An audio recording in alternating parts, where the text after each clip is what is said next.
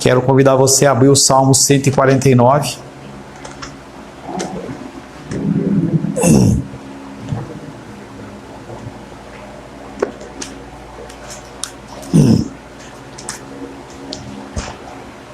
Salmos 149.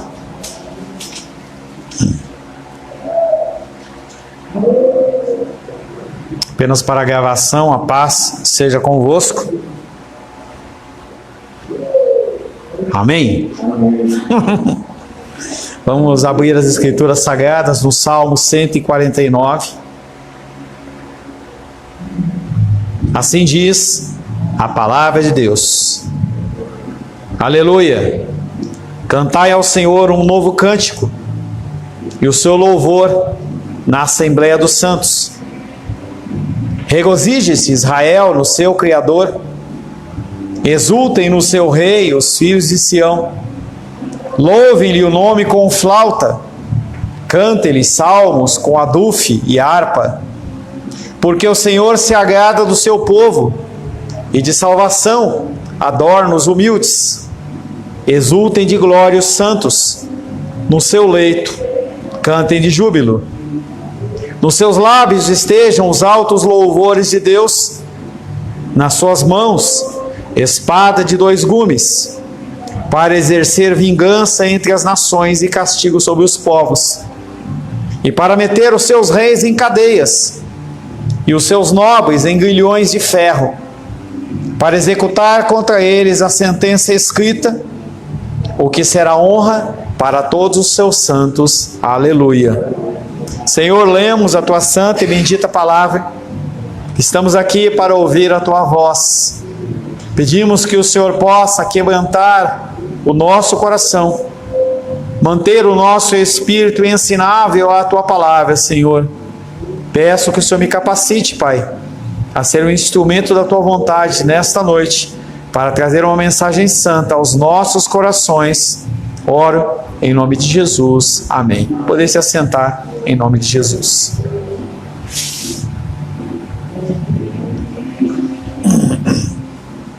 Depois põe, Luli. Depois guarda. Depois eu guardo. Por favor. Sente. Depois você guarda.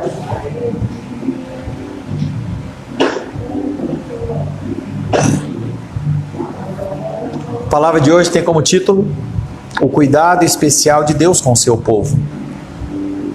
Somos diferentes do povo, não porque somos melhores, não porque merecemos, não porque há alguma especialidade em nós, mas porque o Senhor, na eternidade, Ele decidiu cuidar de nós. Ele escolheu a cada um de nós, colocou o seu sangue, o sangue do Cordeiro, sobre as nossas vidas, e escreveu o nosso nome no livro da vida do Cordeiro. Ele cuida de uma forma especial com o seu povo. Esse Salmo 149 é um salmo interessante, porque apesar de nós nessa noite em especial não meditarmos na parte 2, que é do verso 6 ao 9, essa parte do 1 ao 5 fala apenas sobre louvor, sobre adoração, sobre reconhecimento da grandeza de Deus, de alegria em servir ao Senhor, enquanto do verso 6 ao 9, ele fala sobre maldição, ele fala sobre juízo, um juízo que é impetrado pelo próprio Deus e que recai sobre aqueles que não são filhos, aqueles que não são povo do Senhor. Semelhante a esse Salmo 149, existe apenas o Deuteronômio 7, em que o Senhor coloca uma porção do povo do lado esquerdo em um monte, coloca uma porção do povo do lado esquerdo do seu monte, e ali o povo fica um falando bênção e o outro falando maldição. Bendito que faz isso, maldito que faz aquilo. É o único lugar em que há esse contraste de bênção e louvor. É melhor entender a alegria do povo como sendo direcionada à obediência. Aquele povo passou por todo um tempo de cativeiro e agora está tendo a oportunidade de novamente se encontrar com Deus. O salmista aponta para esse dia, um dia escatológico, um dia de fim dos tempos, em que toda vez que nós celebramos a Santa Ceia, como vamos celebrar hoje, Nós trazemos à memória o sacrifício de Cristo e também lembramos que Ele veio, mas Ele voltará como um juiz. Esse conceito escatológico, ele mostra as pessoas sujeitas a Deus e aquelas que não são sujeitas a Deus. O presente, o passado e o futuro, eles são definidos pelo decreto de Deus. O foco principal desse salmo se encontra no cuidado e proteção especial de Deus, exclusivamente por causa da sua igreja, exclusivamente a respeito do seu povo. As pessoas não gostam disso, as igrejas não gostam de falar isso, porque fica parecendo que nós somos melhores que os outros, que nós somos especiais, mas infelizmente nós temos que dizer que realmente eles estão certos. Nós somos melhores não no sentido de algo que nós temos ou que nós fazemos, mas por aquilo que é sobre nós, que é o sangue do Cordeiro. Deus, exclusivamente sobre a sua igreja, Ele se conecta e Ele cuida. O primeiro versículo que nós vamos meditar é o verso 1, que diz: aleluia. Aleluia é uma expressão de alegria, é uma expressão de felicidade. Aleluia, o salmista diz, e ele fala: cantai um novo cântico. Não necessariamente um canto que eu vou inventar, mas nós podemos balbuciar palavras diante de algumas coisas. Você vê a sua família, você vê o seu trabalho, você vê a sua saúde. Você pode sim elevar um louvor ao Senhor, que não necessariamente tem que haver musicalidade nele. Pode haver, pode. Você pode subtrair uma música, uma melodia de alguma música para colocar naquilo, pode. É a melhor expressão sua em relação à gratidão a Deus. Cantai ao Senhor um novo cântico e o seu louvor na Assembleia dos Santos. Ele fala de dois momentos. Ele fala da minha adoração na minha casa, da minha adoração no meu trabalho, no meu trânsito, mas ele também fala do tempo em que nós estamos aqui louvando e adorando ao Senhor, a Assembleia dos Santos. É uma ordem, não é um pedido. A ordem de louvar vem como instrução relativa ao conteúdo desse salmo. É um dos últimos salmos, é o penúltimo dele, ele vem trazendo esse ensinamento. Esta ordenança comprova que o alento, o descanso, o consolo é dirigido exclusivamente ao povo de Deus, pois a bondade singular que lhes foi estendida de modo particular proporciona o mais amplo motivo de louvor. Eu tenho motivos a agradecer a Deus. Eu tenho motivos a louvar a Deus. Eu posso tomar decisões como comer ou não comer, beber água ou não beber água. Esse fim de ano, nas minhas férias, eu assisti uma série que eu sempre passava por cima e olhava aquilo e pensava em alguma coisa promíscua, mas dessa vez eu decidi assistir, e é a série Largados e Pelados. E aí mostra homens e mulheres, independente da condição, numa situação totalmente adversa, e eles têm que lutar por tudo. Conseguir água, conseguir alimento é algo que é muito difícil. E em um episódio especial, uma pessoa fala que ele agradecia a Deus, porque ele vê aquela oportunidade, ele está passando aquela necessidade, de uma maneira a ele chegar em casa e ele ser grato por tudo. A gente acostuma com as coisas. Então a Esther estava compartilhando lá: poxa, queria tanto um armário. A Esther com certeza, e também o Carlos, na casa deles, eles não sentiam falta de um armário. Era algo normal. O armário estava lá, usava, colocava roupa. Então quando você não tem, e você olha e fala assim: poxa, eu tinha isso. Quantas vezes a gente chega diante do armário e fala assim: glória a Deus por esse armário. Oh, glória a Deus por esse sofá. Talvez o casal novo faça isso no momento inicial, mas a gente se acostuma. E essa série mostra exatamente essa condição em que ele fala: eu vou ser muito mais grato a Deus quando eu chegar na minha casa e ver que eu tenho tudo e eu simplesmente, é comum, é natural. O cântico a ser entoado é um novo cântico. Salmos 96:1 diz: cantai ao Senhor um cântico novo, cantai ao Senhor todas as terras, e nós cantamos esse louvor. O salmista, e nós vamos ver que em várias passagens, bem especial de Salmos, ele traz essa questão da gente lembrar de Deus, Não só na Assembleia dos Santos, mas também em momentos singulares da nossa vida. Essa correria do dia a dia faz com que a gente pare de observar as coisas bonitas, de observar as coisas como crescem. Estava lá na frente de casa, a Rô começou a cortar os galhos lá, falei, vou dar uma limpadinha na frente lá, tinha um monte de mato, e aí eu tentei fazer a limpeza com um facão, aí chegou um vizinho, ela falou, tem aqui uma enxada, e aí eu vi, quanto mato, como bendito aquela coisa que ele me deu, e eu agradeci a Deus, falei, poxa, que coisa boa, passa, olha na frente de casa, limpinho, que bênção, é uma bênção. Salmo 96:1 fala, cantai ao Senhor um cântico novo, cantai todas as terras, todos os povos, os animais, as árvores, todas as coisas que habitam nesse planeta. Esse salmo foi composto num tempo em que aquela nação de Israel, ela estava voltando do cativeiro, 70 anos de cativeiro. Lá eles não podiam adorar a Deus, não havia um templo, eles eram meio que escravos naquele lugar, e eles não tinham a possibilidade. Esse salmo vem trazendo uma esperança para eles que estão voltando para a sua terra, uma terra que está destruída, e que eles têm que reconstruir. O objetivo do salmista é encorajá-los a esperar o pleno e completo livramento, cujo prelúdio foi a liberação deles como escravos. Então a gente tem que olhar para as nossas vidas não como o fim da linha. A gente tem que olhar para as nossas vidas como uma possibilidade de algo novo que está sempre se começando. Eu não gosto dessa palavra ciclo, mas ela cai muito bem. Nós vivemos novos ciclos. Eu fico olhando para Esther e Carlos, eles estão num novo ciclo. A minha filha está na faculdade, ela está no meio de um ciclo, daqui a pouco ela vai acabar isso, e talvez ela decida ir para um outro lugar, trabalhar. A gente tem que olhar para essas condições como oportunidades que Deus nos dá, e nós temos que louvá-lo, louvá-lo por isso.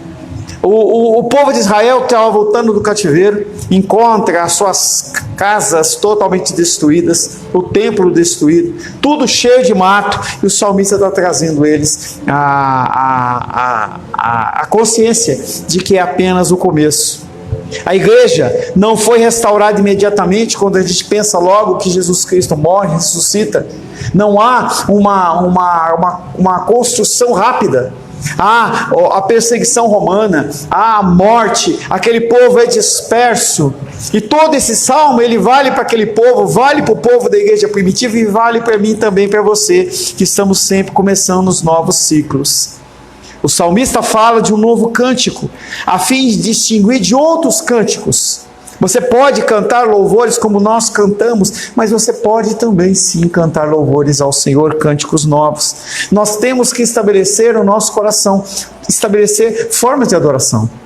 Independente da musicalidade, como eu disse, ou não, nós podemos parar e agradecer ao Senhor. É algo que eu sempre faço, já tem muitos anos, já falei para você, esse ato de eu acordar, invariavelmente eu acordo e mentalmente, se eu estiver na cama com os anjos dormindo, ou se eu estiver num espaço que dá para eu fazer isso, bom dia, meu Deus, bom dia, meu Jesus, bom dia, meu Espírito Santo, te agradeço por mais esse dia.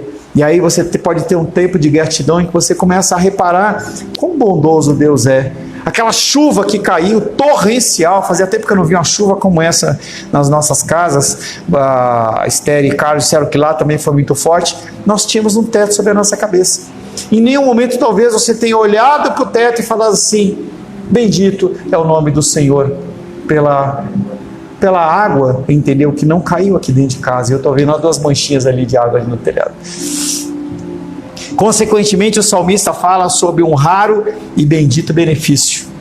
Para aqueles que assim procedem, são filhos, são obedientes, confiam em Deus, eles têm 2 elementos que chamam consolo e alegria.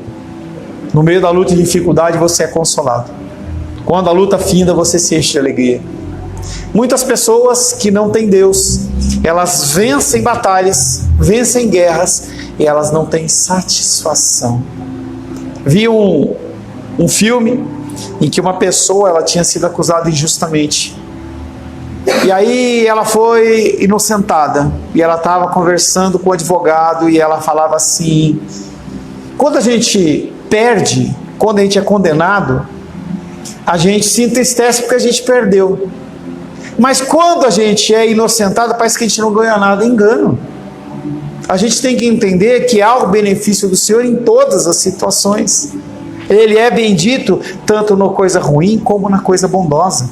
E essa condição de mudanças e ciclos de transformação, elas dizem muito respeito em relação a essa ação de Deus. Isaías 42:10 é o versículo que talvez tenha inspirado o salmista a escrever isso. E ele diz: cantai ao Senhor um cântico novo, e o seu louvor até as extremidades da terra. Vós, os que navegais pelo mar e tudo quanto há nele, vós, terras do mar e seus moradores. Isaías, um dos primeiros escritores que fala de Jesus Cristo, ele vem falando sobre essa figura. Ele não está falando sobre o cativeiro, não havia acontecido ainda, mas ele fala da condição do Messias que iria vir. Isaías fala sobre essa restauração da igreja, essa restauração do reino de Deus. O salmista tinha motivo justo em animar os piedosos a buscarem a plena concretização da misericórdia de Deus. Não deixe de buscar a concretização dos planos de Deus na sua vida. As pessoas, elas abandonam. Às vezes a gente vê uma imagenzinha, já vi várias vezes essa imagem na internet, está lá duas pessoas cavando, chega uma hora que a pessoa desiste. E aí, quando se mostra a imagem, ela estava a um pelinho assim de encontrar um grande tesouro. Às vezes a gente deixa de viver o melhor de Deus, porque a gente abandona, a gente cansa, a gente deixa de falar. Esse texto de Isaías, esse texto de Salmo 149, 1, Salmos 96, ele vem falando sobre uma condição escatológica do fim dos tempos, que inspira João também a falar desse cântico novo. Apocalipse 5:9 diz: e entoavam um novo cântico dizendo: digno és de tomar o livro e de abrir os selos, porque foste morto e com seu sangue o compraste para Deus os que procedem de toda a tribo, língua, povo e nação. Está falando de mim, está falando de você, está falando de Isaías, está falando do povo de Israel, aquele povo salvo. Apocalipse 14:3, um pouco mais à frente, fala: entoavam um cântico novo diante do trono, diante dos 4 seres viventes, os anciãos, e ninguém podia aprender o cântico senão aqueles que eram os filhos, aqueles que eram salvos. É um cântico que brota do meu coração. Não é algo que é orquestrado, não é algo que necessariamente alguém tem que fazer um instrumento. Nós temos a nossa voz como nosso maior instrumento.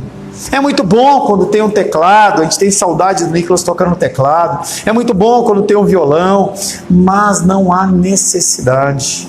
Não há necessidade de haver um pastor. Você tem como ler as Escrituras Sagradas e Deus falar com você.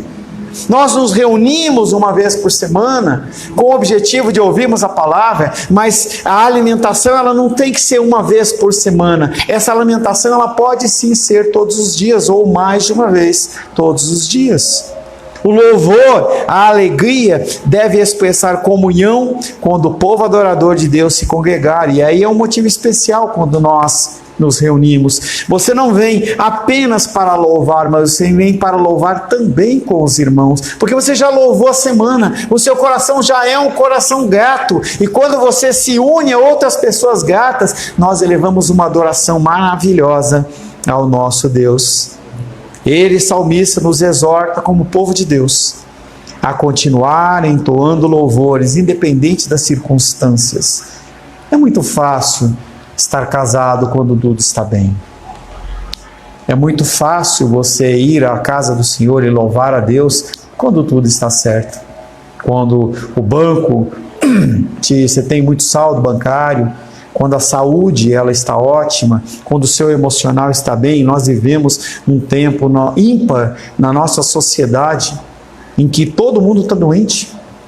As pessoas, elas estão doentes. Eu estou vendo uma série com a Rosana chamada Mentes Extraordinárias, em que mostra a figura do cuidado de doenças mentais, mas que desde o médico, os internos, e todo mundo está doente. Todo mundo está sofrendo. Todo mundo sente algo. Não é porque você tem que ser insensível, é porque as pessoas, elas estão doentes de alma. E eu fico olhando ali, eu falei para Rosângela, eu estou perdendo o gosto de ver isso. Porque todo mundo doente. Aí o que acontece é que você acha que você também fica doente. Todo mundo está depressivo e eu também estou depressivo. Todo mundo tem uma teoria, uma tendência, alguma coisa, então eu também estou. Eu tenho brincado bastante com a minha filha a respeito de um negócio, uma ideologia aí, em que as pessoas elas se identificam como um animal. E aí a gente vê essa loucura, de onde vem isso? Nunca vimos, desde Adão, pessoas falarem sobre isso, e hoje as pessoas estão inventando formas de justificar a tristeza e a dureza dos seus corações. Esse é um problema. Os louvores não são louvores mais que procedem das Escrituras Sagradas. Os louvores procedem de uma fogueira em que a pessoa ela vai fazer um louvor acústico e ali ela fica blá blá blá blá, escreve e fica repetindo, e ela não tem mais nenhum tipo de inspiração. As igrejas com as suas campanhas criando uma série de artifícios para que as pessoas estejam na igreja, porque a palavra de Deus não está sendo pregada, porque Deus está tão longe. A igreja se reunirá novamente em um só corpo, de modo a celebrar os louvores a Deus, junto com o Senhor nos céus. Nada pode impedir isso. Nada pode impedir, nada pode separar do amor que te une a Cristo Jesus. Um dia nós não estaremos em 5 pessoas, nós estaremos em milhares e milhares, milhões de milhões, todos cantando Santo, Santo, Santo é o Senhor. Salmo 149, 2 diz: regozije-se Israel com o seu Criador, exultem no seu Rei e os filhos de Sião. Atos de misericórdia salvífica estão por trás da alegria espiritual do povo de Deus. As pessoas elas sabem que não procede delas a salvação. Aquele que formou Israel numa nação, ele é exaltado primeiramente como seu Criador. Salmo 103 diz: sabei que o Senhor é Deus, foi Ele quem nos fez e dele somos o seu povo e rebanho do seu pastoreio. O salmista ele identifica o povo de Israel como um povo que é submisso à figura de Deus. E também nós encontramos Deus como sendo o nosso soberano e o nosso rei. Salmos 47, 7 diz: Deus é o Rei de toda a terra, salmodiai com um harmonioso cântico. E não é especialmente ou especificamente vozes harmoniosas, mas é corações harmoniosos, em espírito e em verdade. Pessoas cantando de uma forma harmoniosa ao Senhor, com o coração grato a Ele. Mais uma vez o salmista, nesse verso 2, ele insiste que o povo do Senhor deve descansar grandemente persuadido de que a sua família não for escolhida em vão dentre o resto das famílias do mundo. Então, quando você olhar para a sua vida, não é o fim. Você olhar para o teu filho que está desviado, não é o fim. Você olhar para a sua dificuldade financeira, não é o fim. Nós estamos aí com o governo com uma série de medidas com o objetivo de pegar a classe média da qual nós fazemos parte. Nós não sabemos o que vai acontecer. Não sabemos. Mas nós sabemos que nós fazemos parte da família de Deus. Nós sabemos que nós temos um advogado.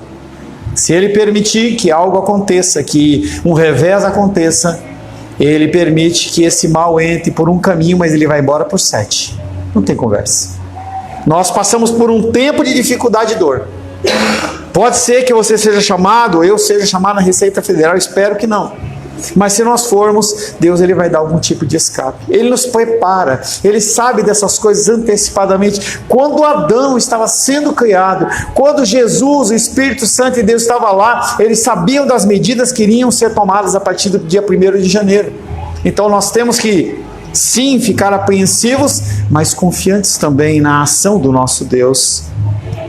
A garantia da sua adoção, o salmista chama o Deus de seu Criador e Rei dos filhos de Sião, para lembrar-lhes que ao serem adotados a uma posição acima das demais nações, isso constituiu uma espécie de nova criação. Apesar desse mundo ter sido criado, Ele cria desse mundo um povo especial para servi-lo. Um povo que aonde estiver, o serve. Espero que os meus queridos, eu não sei se tem alguém logado ou não, mas espero que os meus queridos que estão lá em Ilhéus, eles possam em algum momento parar e olhar e falar assim: bendito o nome do Senhor, glorioso é o nome do Senhor. Enquanto o mundo canta, como no boteco lá, as músicas com o objetivo de se alegrar emocionalmente, nós temos que nos alegrar também pela graça do Senhor sobre as nossas vidas. Salmos 95, 6, ele convida a mim e a você: vinde, adoremos e nos prostremos, ajoelhemos diante do Senhor que nos criou. É algo que você tem que fazer na sua casa, onde você estiver. Os israelitas, eu e você, somos chamados de obras das mãos de Deus. Não somente porque nós fomos criados como todos os homens, mas porque nós somos separados. Numa parte se não me engano é de Reis ou Crônicas, eu não me lembro, Samuel, eu não lembro. Ele fala que ele nos separou. Haviam malhadas e haviam ovelhas brancas ou pretas. Ele separa a gente. É um grupo especial. É um grupo especial que vai ter uma comidinha especial. Quando Daniel ele foi levado à presença do rei, e ele foi escolhido como uma pessoa sábia, uma pessoa que iria servir ao rei, foi imposta a ele uma nova dieta. Aquela dieta, ela foi imposta para que ele pudesse se adequar ao rei, mas ele não precisava se adequar ao rei. Nem ele, nem os seus companheiros, porque eles tinham o próprio Deus. E em várias passagens ele é reconhecido: aquele que serve o Deus vivo. É assim que nós temos que ser reconhecidos. O título rei, nesse versículo, tem um significado amplo, dando a entender que, como esse povo foi formado por Deus, isso aconteceu, avisando que fossem sempre governados pelo poder dele. Quando nós declaramos que ele é o nosso rei, nós declaramos que ele é o soberano sobre as nossas vidas. É ele que comanda e ele que manda. Salmo 149, 3 diz: louve-lhe o nome com flauta, canta-lhe salmos com adufo e harpa. E a gente tem que tomar um cuidado enorme. Esse versículo ele vem falando de instrumentos que eram utilizados naquela época. Não necessariamente a gente precisa trazer uma cultura judaica, como muitas igrejas fazem. Eu tenho que ter um candelabro, eu tenho que ter um chofar, eu tenho que ter isso, eu tenho que ter a bandeira de Israel, eu tenho que ter um monte de coisa, porque não precisa disso. Ele vem falando sobre uma forma de adorar a Deus. Nós não temos que trazer harpa. Seria muito interessante se alguém soubesse tocar harpa, ou se alguém soubesse tocar aduf, que eu nem sei o que é esse tal de aduf, entendeu? Mas seria interessante, mas não é necessário. E nós temos que observar uma coisa: o louvor e a adoração no Antigo Testamento nunca foi dentro do templo. As pessoas dançam dentro do templo, as pessoas entoam louvores dentro do templo. É algo que vem dentro da igreja primitiva para frente. Então a gente tem que entender que não necessariamente esses hinos, ou melhor, esses instrumentos, eles são essenciais, mas a sua voz, a sua fala, sim, ela é essencial. Salmo 149, 4 diz: porque o Senhor se agrada do seu povo e de salvação adora os humildes. Ele coloca sobre nós vestes novas. Ele coloca algo que nós não conseguimos enxergar no nosso próximo, se aquela pessoa é salva ou não. Mas dentro do mundo espiritual nós temos vestes, nós somos adornados dessa bendita vontade de adorar ao Senhor. Se expressa nesse verso novamente o prazer de Deus, nós que o tememos. Nós temos que ter alegria em louvar ao Senhor. Salmo 147, 1 diz: louvai ao Senhor porque é bom e amável cantar louvores ao nosso Deus. Fica-lhe bem o cântico de louvor. As pessoas que têm algum tipo de afinidade, elas falam muito sobre isso. Então eu vejo, por exemplo, postagens do Moisés, elas são basicamente referenciadas com academia ou o trabalho dele de luta lá, de artes marciais. Se eu sentar com ele para conversar, provavelmente ele vai falar bastante, talvez não comigo, mas ele fale bastante sobre essa temática. E nós temos que entender que se uma coisa é importante para nós, nós falamos dela. Se é alimento, alimento. Se é um jogo. Se é Deus, falar de Deus. Mas dois sinônimos são adicionados a essa condição dos cristãos. Primeiro, ele trata a mim e a você como seu povo, e ele fala sobre a condição da humildade. Lá no Evangelho de Mateus ele fala sobre bem-aventurados os humildes. A humildade, ela faz parte do primeiro degrau para você crescer como cristão. A humildade é você saber que você não é melhor do que ninguém, que você não é merecedor de mais nada do que ninguém. Oséias capítulo 1, verso 8, 9 e 10 diz: depois de haver desmamado a desfavorecida, e aí o contexto de Oséias é ordenado, Deus ordena que ele case com uma prostituta e constitua a família com ela, exemplificando a figura de Oséias como sendo a figura de Deus e a prostituta como sendo eu e você. E aquela mulher, ela deu à luz e ele fala: põe o nome dessa criança de não meu povo, porque eles não são meu povo, nem eu serei o vosso Deus. Todavia, o número dos filhos de Israel será como a areia do mar, que se não pode medir nem contar. E acontecerá que no lugar onde se lhe dizia, vós não sois meu povo, vai se dizer, vós sois os filhos do Deus vivo. Ou seja, há uma mudança. Em algum momento da nossa caminhada, nós encontramos a Deus, encontramos a verdade do Evangelho e somos mudados. Ele concede a salvação aos humildes, e isso é um elo de ligação com o verso 6 que nós não vamos meditar, que vem falando sobre a utilização de Deus, utilizando nós como instrumento de juízo em relação às pessoas ímpias. O Senhor ampara, cuida dos humildes e dá com os ímpios em terra. Finalmente, Salmo 149, 5 diz: exultem de glória os santos, no seu leito cantem de júbilo. Interessante ele falar para a gente se alegrar no leito.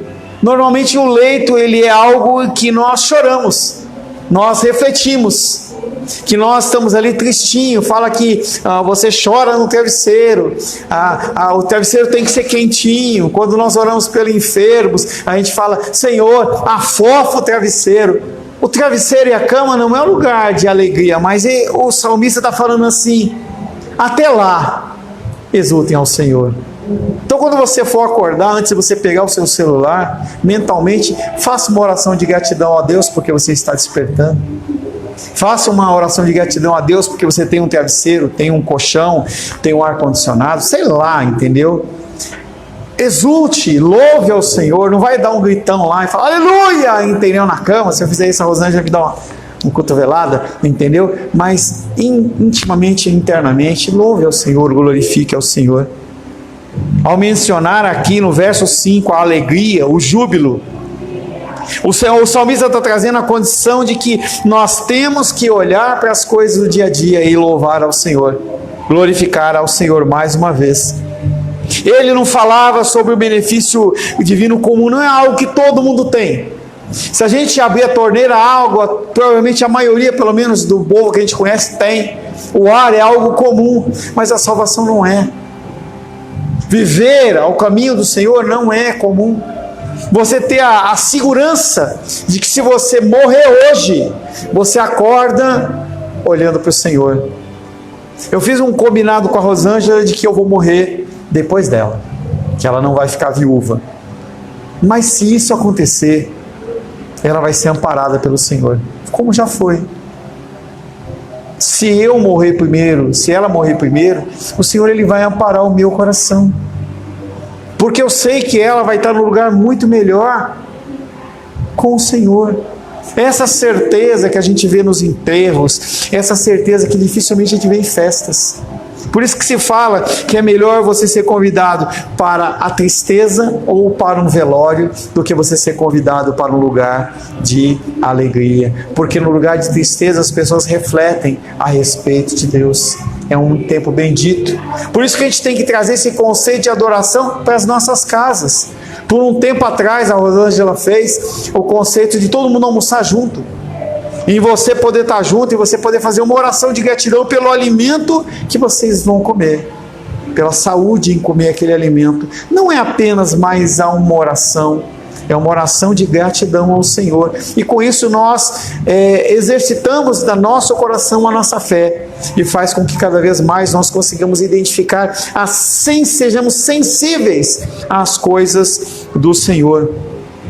Por meio dessas expressões, os santos exultem de júbilo, O salmista sugere que o povo não seria trazido de volta ao exílio. Ele vem falando para aquele povo que eles não iriam voltar novamente para o cativeiro.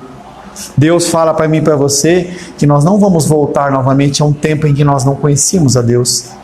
Essa condição e essa certeza é algo que tem que fazer parte do meu coração e do seu coração.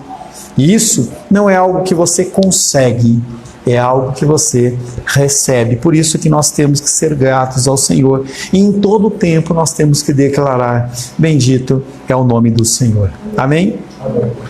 Senhor, te louvamos, adoramos e bendizemos, porque o Senhor cuida de nós. Podemos declarar nesse país chamado Brasil: aleluias, bendito é o nome do Senhor. Podemos também declarar: Maranata, vem Senhor Jesus, porque o Espírito está pronto e nós aguardamos o retorno do Senhor, Pai. Que nós possamos, Pai, reconhecer todos os seus benefícios nas nossas vidas, hoje e sempre. Oro em nome de Jesus. Amém. Graças ao nosso bom, querido e amado Deus.